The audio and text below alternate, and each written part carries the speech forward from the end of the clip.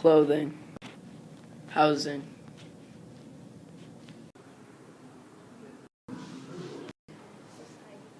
transportation, clothing. They wore feathers in their hair, yeah. They wore jewelry. They wore a cape. They wore a sash around their waist. Woo! They wore breechcloth.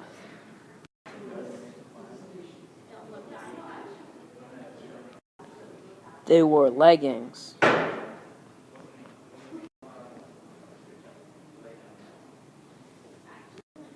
And they wore moccasins.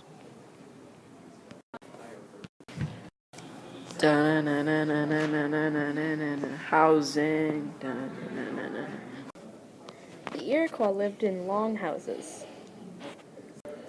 They lived in New York State along the St. Lawrence River.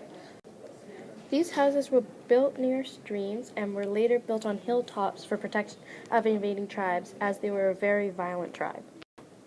Each village consisted of 2 or more longhouses.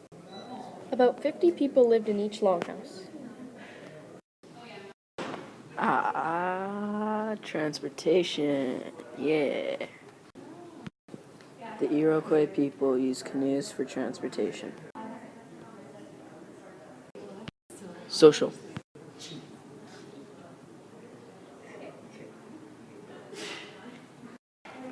The Iroquois were one of the most powerful and influential Indian nations in America.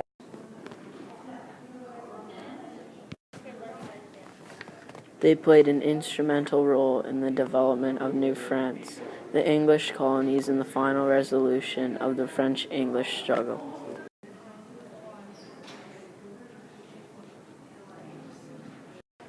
Sophisticated people who planted corn and obtained food from both agriculture and hunting.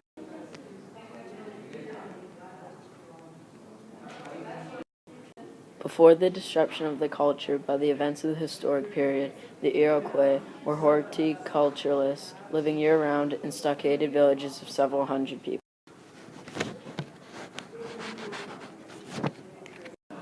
Social structure was based on matrilineal principles. The basic unit was the matrilineage, consisting of the descendants through females or a single. Political. The Iroquois had political leaders, or tribal leaders. These people were expected to give up everything of theirs to help everyone else in the tribe. There are about 5 different Iroquois tribes. The council deliberated only on external affairs of the Confederacy, such as peace or war. They had no voice in the internal affairs of the separate tribes. Ceremonies. Iroquois have one major ceremony that contains multiple other ceremonies in it. This happens in either January or February. The time is determined by when the dipper appears in the sky directly overhead. They wait for the new moon, which signals the beginning of the spiritual year. The ceremony starts 5 days after the new moon appears. The celebration lasts for 9 days. The ceremony lasts for 9 days. During this time, new council members are chosen for the coming year. A ceremony usually starts with the stirring of the ashes. A public naming then takes place, and all children born the previous years are given a native name. The bear dance and feather dance, traditional Iroquois dances, are also part of the ceremony. The dream sharing ritual. They believe that dreams represent a cure for disease and mental disorders. This is part of the midwinter ceremony. Medicine men of the False Face Society perform a curing ritual after the dreams are shared.